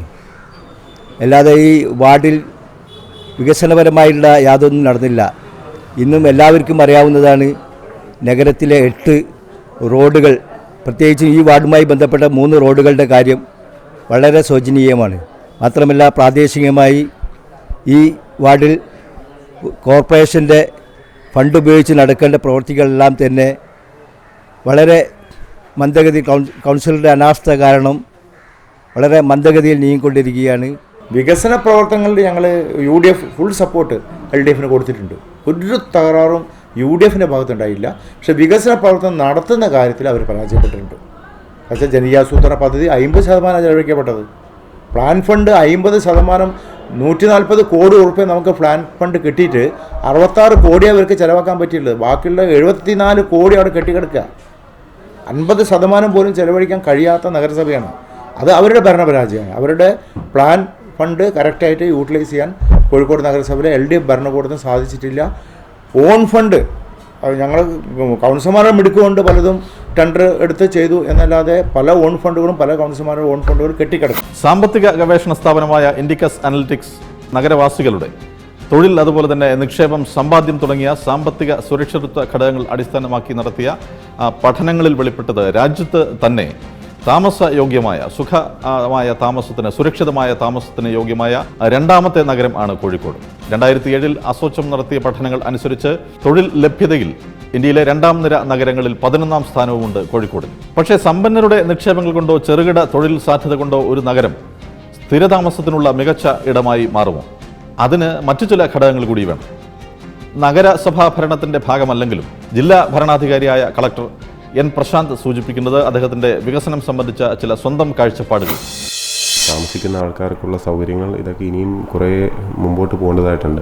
ഏറ്റവും പ്രധാനം ഒരുപക്ഷെ റോഡുകളും ശുചിത്വവും അതുപോലെ പബ്ലിക് സ്പേസിലുള്ള ടോയ്ലറ്റുകളുടെയൊക്കെ അഭാവമായിരിക്കാം. അതൊക്കെയാണ് എനിക്ക് തോന്നുന്നത് ഏറ്റവും പ്രയോറിറ്റി കൊടുത്ത് ടേക്കപ്പ് ചെയ്യേണ്ടത്. പിന്നെ ട്രാഫിക് മാത്രമല്ല, പബ്ലിക് ട്രാൻസ്പോർട്ട് എന്നുള്ള ഒരു കാര്യത്തിന് തന്നെ കുറച്ച് എഫേർട്ട് ഇടേണ്ടതായിട്ടുണ്ട്. അതിപ്പം മേ ബി മൊബിലിറ്റി ഹബ്ബ് വരുന്നതും അതുപോലെ ഇപ്പം മോണോറെയിലും ഇതൊക്കെ വരുന്നുണ്ടല്ലോ, ആ ഒരു കാര്യങ്ങളും കുറച്ചുകൂടെ പ്രയോറിറ്റി കൊടുക്കേണ്ടതായിട്ടുണ്ടെന്നാണ് എനിക്ക് തോന്നുന്നത്. പിന്നെ പബ്ലിക് സ്പേസസ്, സിറ്റിസന് സാധാരണ ഒരു പൗരന് ഇറങ്ങി നടക്കാൻ പറ്റുന്ന സ്ഥലങ്ങളുടെ അവിടങ്ങളിലുള്ള സൗകര്യങ്ങൾ, ഇപ്പം ബീച്ചായാലും മാനാഞ്ചിറയായാലും അല്ലെങ്കിൽ ഇതുപോലെ പുതിയ ഏതെങ്കിലും ഒരു ഡെസ്റ്റിനേഷൻ ഉണ്ടാക്കാൻ പറ്റുമോ എന്നുള്ളതുമൊക്കെ ആലോചിക്കേണ്ടതാണ്. പാർക്കുകളും കുട്ടികൾക്ക് കളിക്കാൻ പറ്റിയ സ്ഥലങ്ങൾ, പിന്നെ ഈ പറഞ്ഞ ട്രാഫിക്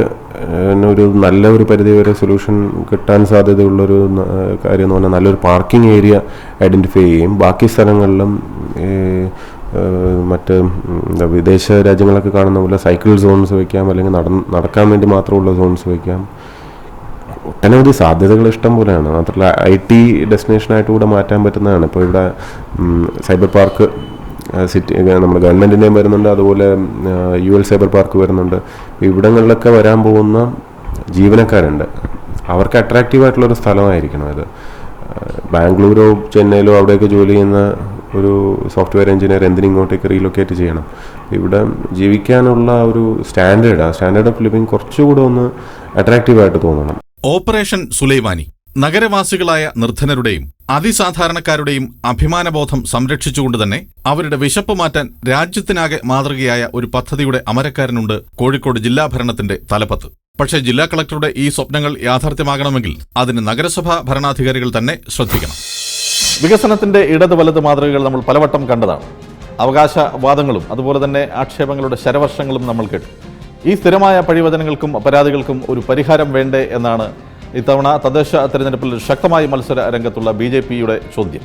മലബാറിന്റെ സാമുദായിക സമവാക്യങ്ങളിൽ BJPയുടെ അവർ പ്രതീക്ഷിക്കുന്ന വിശാല ഹിന്ദു ഐക്യം എത്രത്തോളം വേരോടും എന്നുള്ള കാര്യം ഇനി കണ്ടറിയേണ്ടിയിരിക്കും. പ്രത്യേകിച്ച് നിയമസഭാ തെരഞ്ഞെടുപ്പുകൾ കൂടി വരാൻ ഇരിക്കുന്ന സാഹചര്യത്തിൽ ഇത്തവണത്തെ തദ്ദേശ തെരഞ്ഞെടുപ്പിൽ BJP നേടുന്ന വോട്ടുകൾക്ക് പ്രത്യേക പ്രാധാന്യമുണ്ട്. നമുക്ക് കേൾക്കാം BJP ജില്ലാ പ്രസിഡന്റ് P. രഘുനാഥിൻ്റെ വാക്ക്. കോഴിക്കോട് കോർപ്പറേഷൻ നിലവിൽ വന്നത് 50 വർഷമായി. ഈ 50 വർഷത്തിൽ 35 വർഷവും കോഴിക്കോട് നഗരം ഭരിച്ചത് ഇടതുപക്ഷ മുന്നണിയാണ്. അതുകൂടാതെ കുറച്ചു കാലം കോൺഗ്രസിൻ്റെ മേയർമാരും മധുസൂദനക്കുറുപ്പ്, CJ റോബിനൊക്കെ ഭരിച്ചു. പക്ഷേ കോഴിക്കോട് നഗരം ഇന്ന് നേരിട്ട് കൊണ്ടിരിക്കുന്നത് അഴിമതിയും വികസന മുരടിപ്പുമാണ്. ഈ രണ്ട് മുന്നണിയുടെയും ഭരണത്തിൽ കോഴിക്കോട് നഗരത്തിന് ഇവർ സമ്മാനിച്ചത് അഴിമതിയും അതുപോലെ വികസന മുരടിപ്പുമാണ്. കോഴിക്കോട് കുടിവെള്ളക്ഷാമം പരിഹരിക്കാൻ ഇവർക്ക് സാധിച്ചിട്ടില്ല. കോഴിക്കോട് ഗതാഗതക്കുരുക്ക് പരിഹരിക്കാൻ ഉതകുന്ന വികസന പദ്ധതികളൊന്നും നടപ്പിലാക്കാൻ സാധിച്ചിട്ടില്ല. കോഴിക്കോട് നഗരം മുഴുവൻ കൊതുക് വളർത്തൽ കേന്ദ്രമായി മാറിയിരിക്കുകയാണ്. മൂക്ക് പൊത്തി കോഴിക്കോടിലൂടെ ഒരു മഴ പെയ്താൽ നടക്കാൻ പറ്റാത്ത അവസ്ഥയാണ്. ചളിവെള്ളമാണ്, ചളിക്കുണ്ടായി മാറുകയാണ്. ഈ സാഹചര്യമാണ് കോഴിക്കോട് നിലനിൽക്കുന്നത്. അഴിമതിയുടെ കാര്യങ്ങൾ പറഞ്ഞാൽ TP ദാസിനെതിരായിട്ടുള്ള അഴിമതി ആരോപണം ഉണ്ടായിരുന്നു. M. ഭാസ്കറിനെതിരായിട്ടുള്ള അഴിമതി ആരോപണം നിലനിൽക്കുന്നു. 44 വിജിലൻസ് കേസുകളിൽ വിചാരണ നേരിട്ടുകൊണ്ടിരിക്കുകയാണ്. അതിൽ ഈ രണ്ട് മുന്നണിയുടെയും കൗൺസിലർമാർ പ്രതികളാണ്. ഈ അഴിമതിയുടെ കാര്യത്തിൽ കോഴിക്കോട് ഭരണപക്ഷവും പ്രതിപക്ഷവും കൂട്ടുപ്രതികളാണ്. കോഴിക്കോട് നഗരം സത്യത്തിൽ ആഗ്രഹിക്കുന്നത് ഒരു പുതിയ ബദൽ, ഒരു മൂന്നാം ബദൽ, BJPയുടെ നേതൃത്വത്തിലുള്ള ഒരു ജനകീയ ബദൽ അധികാരത്തിൽ വന്നാൽ മാത്രമേ കോഴിക്കോട് നഗരത്തിന് വികസനമുണ്ടാവൂ എന്നുള്ള പ്രതീക്ഷയിലാണ് ജനങ്ങൾ. അത് ഈ തെരഞ്ഞെടുപ്പിൽ പ്രതിഫലിക്കും. പോരാട്ടങ്ങൾ രാഷ്ട്രീയ ജീവിതത്തിൽ മാത്രമല്ലല്ലോ, സാമൂഹിക ജീവിതത്തിന്റെ ഏത് വഴിയിലും അവഗണനകൾക്ക് എതിരെ അവകാശലബ്ധിക്കായി ഉയരുന്ന ഏത് സമരവും ഒരു പോരാട്ടമാണ്. കോഴിക്കോട്ട് നിന്ന് ഉയരുന്ന കൂട്ടായ്മയുടെ പെൺശബ്ദത്തിന് കേരളം മുഴുവൻ കാതോർത്തതാണ്. നഗരത്തിലെ ആയിരക്കണക്കിന് വസ്ത്രവ്യാപാര സ്ഥാപനങ്ങളിൽ ജോലി ചെയ്യുന്ന സ്ത്രീ ജീവനക്കാർക്ക് വിശ്രമത്തിനായി അല്പമൊന്ന് ഇരിക്കാനുള്ള അവകാശത്തിനു വേണ്ടിയായിരുന്നു ആ പോരാട്ടം. പ്രാഥമിക കൃത്യങ്ങൾക്ക് പോലും സൗകര്യമോ സാവകാശമോ നൽകാതെ, തിരക്കില്ലാത്ത ഇടവേളകളിൽ പോലും ഒന്നിരിക്കാൻ അനുമതിയില്ലാതെ രാവന്തിയോളം കൊടിയ പീഡനം സഹിക്കുന്ന സ്ത്രീകളുടെ ശബ്ദം ദൈവത്തിന്റെ സ്വന്തം നാട്ടിൽ നിന്ന് തന്നെയോ എന്ന് സംശയിച്ചു പോകും ആരും. കൃത്യമായ കണക്കേതുമില്ല കോഴിക്കോട്ടെ വസ്ത്രവ്യാപാരശാലകളിൽ എത്ര വനിതാ ജീവനക്കാർ ഉണ്ടെന്നതിന്. തൊഴിൽ നിയമങ്ങൾ ഏതും ബാധകമല്ലാതെ, വേതനം സംബന്ധിച്ച് പ്രത്യേക മാനദണ്ഡങ്ങളില്ലാതെ കഷ്ടതകളുടെ ഈ പെൺജന്മങ്ങളോട് പലപ്പോഴും മനുഷ്യത്വപൂർണമായ പെരുമാറ്റം പോലും ഇല്ലെന്ന് നമുക്ക് ചിന്തിക്കാനാവുന്നതിനും അപ്പുറത്താണ്. സാമൂഹിക ക്ഷേമ പെൻഷനുകൾക്കും പദ്ധതികൾക്കും കണക്കും കാര്യവിചാരവും വിചാരണയും ഉണ്ടാകുമ്പോൾ നിയമപരിരക്ഷയൊന്നുമില്ലാത്ത ഈ അബലകളുടെ ക്ഷേമം ഇനി എന്നാണ് നമുക്ക് ഉറപ്പാക്കാൻ കഴിയുക? സംസ്ഥാനത്ത് അസംഘടിത മേഖലയിൽ ഏറ്റവും അധികം വനിതാ ജീവനക്കാരുള്ള കോഴിക്കോട് നഗരസഭയ്ക്ക് ഇക്കാര്യത്തിൽ ഒന്നും ചെയ്യാനില്ലേ? കോഴിക്കോട് മിഠായി തെരുവിൽ കഴിഞ്ഞ 2009-2010 ആളുകൾക്കെന്ന് പറഞ്ഞാൽ പോരാ, തൊഴിലാളികൾക്ക് മൂത്രമൊഴിക്കാനുള്ള അവകാശത്തിന് വേണ്ടി ഒരു സമരം നടത്തിയിരുന്നു. മൂത്രപ്പുരയ്ക്ക് വേണ്ടിയിട്ടൊരു സമരം നടത്തിയിരുന്നു. ഈ സമരത്തിൽ കോഴിക്കോട് കോർപ്പറേഷൻ മുഖം തിരിഞ്ഞ് നിൽക്കുകയുണ്ടായത്. ഈ കോഴിക്കോട് നഗരത്തിൽ ജോലി ചെയ്യുന്ന തൊഴിലാളി സ്ത്രീകൾക്ക് രാവിലെ 9:30 മണിക്ക് വന്നാൽ തിരിച്ച് 7 മണി 8:30 മണി 9 മണിക്കൊക്കെയാണ് വീട്ടിലെത്തി ഇത്തരം പ്രാഥമിക കർമ്മങ്ങൾ നടത്തുക എന്ന കാര്യം ഒരു വലിയൊരു പ്രശ്നമായിട്ട്, വലിയൊരു സമരമായിട്ട് ഞങ്ങളിവിടെ നടത്തിയിട്ട് കോഴിക്കോട് മേയർ പ്രേമചന്ദ് ടീച്ചർക്ക് പോലും ഒന്നും ചെയ്യാൻ പറ്റിയില്ല എന്നുള്ളതാണ് ഞങ്ങളുടെ അനുഭവത്തിൽ പറയാൻ പറ്റും. എന്നാൽ അതേപോലെ ഒരു തൊഴിലാളി സ്ത്രീകളുടെ പ്രശ്നമാണ് ഞങ്ങൾ മുന്നോട്ട് വെച്ചത്. തൊഴിലാളി സ്ത്രീകളുടെ അടിസ്ഥാന പ്രശ്നമാണ് ഞങ്ങൾ പറയുന്നത്. ഒന്ന് പ്രാഥമിക ആവശ്യത്തിലുള്ള സൗകര്യം ഒരുക്കാൻ വേണ്ടിയിട്ട്. ഇത് മുഖവരിക്ക് പോലും എടുക്കാൻ നമ്മളെ കോഴിക്കോട് കോർപ്പറേഷൻ മേയർക്ക് പറ്റിയിട്ടില്ല, പ്രേമചന്ദ്രൻ ടീച്ചർക്ക് പറ്റിയില്ല. അതേപോലെ കോഴിക്കോട് കോർപ്പറേഷനിൽ ജോലി ചെയ്യുന്ന 16 കൊല്ലമായിട്ട് മാറി മാറി വരുന്ന സർക്കാരിൻ്റെ LDF ആയാലും UDF ആയാലും മാറി മാറി വരുന്ന സർക്കാരിൻ്റെ ജോലിക്കാരായ 8 തൊഴിലാളി സ്ത്രീകൾക്ക് ഈ 16 കൊല്ലം 1500 രൂപ ശമ്പളം കൊടുത്തിട്ട് ഈ കഴിഞ്ഞ ഒരു കൊല്ലമായി ഞങ്ങൾ സമരം നടത്തിയിട്ട് 10,000 രൂപ ആക്കാൻ ജീവൻ മരണ പോരാട്ടം നടത്തേണ്ടി വന്നു. അതിലും കോഴിക്കോട് കോർപ്പറേഷൻ മേയർ വളരെ നെഗറ്റീവായിട്ടാണ് ഈ സമരത്തിനോട് കാണിച്ചത്. പെൺകൂട്ടിൻ്റെ ഈ പോരാട്ട വഴിയിൽ നിന്ന് നമുക്ക് വീണ്ടും നഗരവികസനത്തിൻ്റെ നാൾ വഴികളിലേക്ക് കടന്നു ചെല്ലാം. വികസനത്തിൻ്റെ പുതിയ മാതൃകകൾ പോയിട്ട് നഗരസഭ പ്രത്യേകം ശ്രദ്ധ ചെലുത്തേണ്ടുന്ന പ്രാഥമിക കാര്യങ്ങളിൽ പോലും ചെന്നിട്ടില്ല ഒരു ശ്രദ്ധയും എന്ന ആക്ഷേപം ഉയരുന്ന ചാലപ്പുറം ഡിവിഷനിലേക്കാണ് നമ്മൾ ഇനി. ഭരണപരിചയമില്ലാത്ത ആളല്ല ഇവിടെ നിന്നുള്ള കൗൺസിലർ. MT പത്മയുടെ, പ്രതിപക്ഷ നേതാവ് ആയ MT പത്മയുടെ സ്വന്തം ഡിവിഷൻ. കത്താത്ത തെരുവുവിളക്കുകളിൽ നിന്ന് തുടങ്ങുന്നു ചാലപ്പുറത്തിന്റെ ദുരിതക്കാഴ്ചകൾ. മഴയൊന്ന് പതുക്കെ ചാറിയാൽ പോലും വെള്ളക്കെട്ടായി മാറുന്ന താഴ്ന്ന പ്രദേശങ്ങൾ, രോഗദുരിതങ്ങൾ, പകർച്ചവ്യാധികൾ, പൊട്ടിയൊലിക്കുന്ന ഓടകൾ, അലഞ്ഞു തിരിയുന്ന തെരുവ് നായ്ക്കൾ. ഇങ്ങനെ ചാലപ്പുറത്തിന്റെ ദുരിതക്കാഴ്ചകൾ നീളുമ്പോൾ ഭരണപക്ഷത്തിന് നേരെ നിരന്തരം ആക്ഷേപം ഉന്നയിക്കുന്ന പ്രതിപക്ഷ നേതാവ് കഴിഞ്ഞ 5 വർഷം എവിടെയായിരുന്നു എന്ന് ചോദിക്കുകയാണ് കഴിഞ്ഞ തവണ മത്സരിച്ച് പരാജയപ്പെട്ട CPM സ്ഥാനാർത്ഥി ആമിന ബി. വാർഡ് എവിടെ തുടങ്ങുന്ന എവിടെ അവസാനിക്കുന്ന പോലും നമ്മുടെ കൗൺസിലർക്ക് അറിയില്ല. പിന്നെ ഇവിടെ റോഡ് ഫുള്ള് പൊട്ടിപ്പൊളിഞ്ഞ് കിടക്കുകയാണ്. പിന്നെ മഴക്കാലം വരുമ്പോൾ ഒരു മണ്ണെടുക്കൽ പദ്ധതിയുണ്ട് ഫണ്ട് ഉപയോഗിച്ചിട്ട്, അത് ഇതുവരെ നടന്നിട്ടില്ല. പിന്നെ തെരുവുനായ ശല്യം, സ്ട്രീറ്റ് ലൈറ്റിൽ ഒറ്റൊന്നു പോലും കത്തുന്നില്ല. ഈ നോമ്പ് കാലം രാത്രി കാലങ്ങളിൽ നമ്മൾ നമസ്കരിക്കാൻ പോകുമ്പോൾ വളരെ ബുദ്ധിമുട്ടിക്കണം. ഈ ഡ്രൈനേജിൻ്റെ പ്രശ്നമാണ്, നിങ്ങൾ തന്നെ കണ്ടാലും അറിയാം. പിന്നെ ഈ റോഡുകൾ, തെരുവുനായ ശല്യം, തെരുവ് നായ്ക്കളതിൽ നമ്മുടെ റെസിഡൻസ് അസോസിയേഷൻ വരെ ഇടപെട്ടിട്ടും അതിലും കൗൺസിലർക്ക് ഒരു റോളും ഇല്ല. ഈ മദ്രസയിൽ പോണ കുട്ടികൾ, സ്കൂളിൽ പോണ കുട്ടികൾ ഇങ്ങനെ ശരിക്കും നടന്നു പോകാൻ പറ്റാത്ത ഒരവസ്ഥയിലാണ്. വികസന വിഷയത്തിൽ പ്രതിപക്ഷം ഉന്നയിക്കുന്ന ആരോപണങ്ങളെ, ആക്ഷേപങ്ങളെ MT പത്മ പ്രതിരോധിക്കുന്നത് നഗരസഭയുടെ സഹകരണമില്ലായ്മ ചൂണ്ടിക്കാട്ടിയാണ്. യാത്രാ സൗകര്യം തീരെ കുറഞ്ഞ ചാലപ്പുറം മേഖലയിൽ ഒരു പുതിയ റോഡിനു വേണ്ടിയുള്ള ആവശ്യം 39 വർഷമായി നീളുമ്പോൾ ഇപ്പോൾ ആ പദ്ധതിക്ക് അനക്കം വെച്ച് തുടങ്ങിയിട്ടേ ഉള്ളൂ എന്നുകൂടി പത്മ പറയും. ഒന്നാമതും ഒരു മാസ്റ്റർ പ്ലാൻ കോഴിക്കോട് കോർപ്പറേഷൻ ഇല്ല. മാസ്റ്റർ പ്ലാൻ ഉണ്ടെങ്കിലല്ലേ ഒന്ന് കഴിഞ്ഞ് ഒന്നെന്ന് പറഞ്ഞിട്ട് അത് കണ്ടിന്യൂസ് ആയിട്ട് നമുക്ക് കൊണ്ടുപോകാൻ പറ്റുള്ളൂ. അതില്ല. ഡ്രെയിനേജ് പറഞ്ഞ മാതിരി KSUDPക്കാർക്ക് അവർ കരാറ് കൊടുത്തു, 3 കൊല്ലത്തേക്ക് കരാറ് കൊടുത്തു. പ്രവർത്തനം എങ്ങും എത്തിയില്ല എന്ന് മാത്രമല്ല അവർ വരില്ല. ഒരാഴ്ച വരും, ഒന്ന് പണിയെടുക്കുന്നു കാണിക്കും, പിന്നെ 3 ആഴ്ച അവർ നാട്ടിലായിരിക്കും, ഇങ്ങോട്ടേക്ക് വരില്ല. അങ്ങനെ 3 കൊല്ലം കഴിഞ്ഞിട്ട് ഇവർക്ക് കൊടുത്തിട്ടുള്ള പണി ഒന്നും ഇവർ ചെയ്തിട്ടില്ല എന്ന് കണ്ടാൽ രണ്ടാമത്തെ തവണ ഈ പാർട്ടിക്ക് തന്നെ കൊടുക്കാവോ? അങ്ങനെ കൊടുത്ത് ഇപ്പോഴും അവിടെ നിൽക്കുകയാണ്. ഏതെങ്കിലും ഒരു സ്ഥലത്ത് പോയി ഒന്ന് കുഴി മൂടും, കുഴി ഉണ്ടാക്കും. ആ കുഴീനെ കൊണ്ടുള്ള വരുന്ന ബുദ്ധിമുട്ടുകൾ വേറെ. പിന്നെ റോഡിന് വീതിയില്ലാത്ത റോഡിലേക്ക് കൂടി പോകുമ്പോൾ ഇതിൻ്റെ മണ്ണ് സൈഡിലിട്ട് കഴിഞ്ഞാൽ അതിൻ്റെ ബുദ്ധിമുട്ടുകൾ വേറെ. ഒന്നും ഒരു സൂപ്പർവിഷനോ അല്ലെങ്കിൽ കണ്ടറിഞ്ഞ് ചെയ്യാണ്ട് ഇതിൽ എന്തുകൊണ്ടാണ് ഇത്തരം ആളുകളെ വീണ്ടും വിളിക്കുന്നത് എന്ന് പറഞ്ഞാൽ അതിൽ എന്തെങ്കിലും ലാഭം എവിടെയെങ്കിലും ഉണ്ടോ എന്ന് പറയാൻ സാധിക്കും. ആണ്ടോടാണ്ട് കടം വാങ്ങി സർക്കാർ അത്യാവശ്യ കാര്യങ്ങൾ നിർവഹിക്കുമ്പോൾ ആരും അറിയാതെ പെരുകുന്നത് ആളോഹരി കടമാണ് എന്ന് ആരോർക്കാൻ. പക്ഷേ കണക്കുകളുടെ ഈ കൺകെട്ട് വിദ്യയിൽ നഗരസഭാ ഭരണം മറന്നുപോകരുതല്ലോ. ഗതാഗത സംവിധാനം, ശുദ്ധജല വിതരണം, സാമൂഹ്യ ക്ഷേമ പദ്ധതികൾ, മാലിന്യ നിർമ്മാർജ്ജനം, അടിസ്ഥാന വിദ്യാഭ്യാസ സൗകര്യങ്ങൾ, ആരോഗ്യ സേവനങ്ങൾ തുടങ്ങി ഏത് നഗരസഭയുടെയും പ്രാഥമിക കാര്യങ്ങളിൽ നിന്ന്, പ്രാഥമിക വികസന പ്രക്രിയകളിൽ നിന്ന് ആർക്കുമാകില്ല ഒളിച്ചോടാൻ. തെരുവുനായ്ക്കൾ സ്വൈരവിഹാരം നടത്തുന്ന നമ്മുടെ നഗരങ്ങളിൽ അവർക്ക് കിട്ടുന്ന സംരക്ഷണം പോലുമില്ലാത്ത 10,000-കണക്കിന് മനുഷ്യരുണ്ട്. നഗരസഭാ ഭരണത്തിന് എതിരെ പ്രതിപക്ഷം ഉന്നയിക്കുന്ന വികസന വിരുദ്ധ നിലപാട് മനസ്സിൽ വെച്ചുകൊണ്ട് ഭരണം കൈയാളുന്ന ഇടതു നേതാക്കൾ ചോദ്യശരം തൊടുക്കുന്നത് സംസ്ഥാന സർക്കാരിന് നേരെയാണ്. കോഴിക്കോടിനോട് ഈ സംസ്ഥാനം ഭരിക്കുന്ന ഗവൺമെൻറ് സ്വീകരിച്ചൊരു നിലപാടുണ്ട്. 2011 ബഡ്ജറ്റിലാണ് 150 കോടി രൂപ അടങ്കലുള്ള കോഴിക്കോട് പാക്കേജ് അന്നത്തെ ധനമന്ത്രി തോമസ് ഐസക് പ്രഖ്യാപിച്ചത്. അതിൽ 2 മേൽപ്പാലങ്ങളാണ്, മലാപ്പറമ്പും എരഞ്ഞിപ്പാലവും തൊണ്ടയാണ്.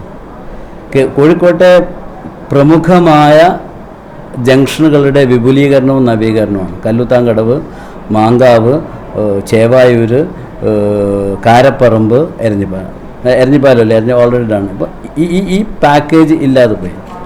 ഇപ്പോൾ ഇതന്നെ നോക്കിയാൽ വെള്ളിമാട് കുന്ന്, മാനാഞ്ചിറ വെള്ളിമാട് കുന്ന് റോഡ് വലിയ പ്രക്ഷോഭം ഉണ്ടായിട്ടും 25 കോടി 4 തവണയാണ് പ്രഖ്യാപിക്കപ്പെട്ടത്. ഇപ്പോൾ ആൾക്കാർ വിചാരിച്ചുള്ളത് 100 കോടി കോഴിക്കോടിന് കിട്ടിയെന്നാണ്. പക്ഷെ നടന്നിട്ടുള്ളത് 25 കോടി രൂപ പോലും കോഴിക്കോട്ടെ ഏറ്റവും പ്രമുഖമായ ഒരു റോഡിൻ്റെ നിർമ്മാണ പ്രവർത്തനങ്ങൾക്ക് ഉപയോഗപ്പെടുത്തിയില്ല. എന്തുകൊണ്ട് ഇങ്ങനെ ഈ രീതിയിൽ അവഗണിക്കപ്പെട്ടു എന്നത് ഇതൊരു പ്രധാന കാര്യമാണ്. ഞാൻ ഓർമ്മപ്പെടുത്താൻ ആഗ്രഹിക്കുന്നത് 2 കാര്യങ്ങളാണ്. ഈ ഇലക്ഷന് തൊട്ട് മുമ്പേ കോഴിക്കോട്ട് നടന്ന 2 സമരങ്ങൾ, നഗരത്തിൻ്റെ വികസന ആവശ്യവുമായി കോഴിക്കോട്ട് നടന്ന 2 സമരങ്ങളും സംസ്ഥാന ഗവൺമെൻറ്റിൻ്റെ നിലപാടുകൾക്കെതിരെയാണ്. സുദീർഘമായ 40 വർഷങ്ങളായി കോഴിക്കോട് നഗരസഭയുടെ ഭരണം കൈയാളുന്ന ഇടതുമുന്നണിയുടെ കഴിഞ്ഞ 5 വർഷത്തെ വികസന നേട്ടങ്ങളുടെ വിചാരണയുടെ 1-ാം ഭാഗമാണ് നമ്മളിപ്പോൾ കണ്ടത്. കോഴിക്കോട്ടെ ചില ഡിവിഷനുകളിലൂടെ നമ്മൾ കടന്നുപോയി. അവകാശവാദങ്ങൾ കേട്ടു, ആക്ഷേപങ്ങൾ കേട്ടു, പരാതികളും പരിഭവങ്ങളും കേട്ടു, പ്രതീക്ഷകൾ കണ്ടു. കോഴിക്കോടിൻ്റെ വിശേഷങ്ങൾ ഇവിടെ അവസാനിക്കുന്നില്ല. നഗരഭരണത്തിൻ്റെ വിചാരണയുമായി കോഴിക്കോടൻ അധ്യായം നാളെ രാത്രി 9:35 ഇതിൻ്റെ 2-ാം ഭാഗം നമുക്ക് കാണാം. നമസ്കാരം.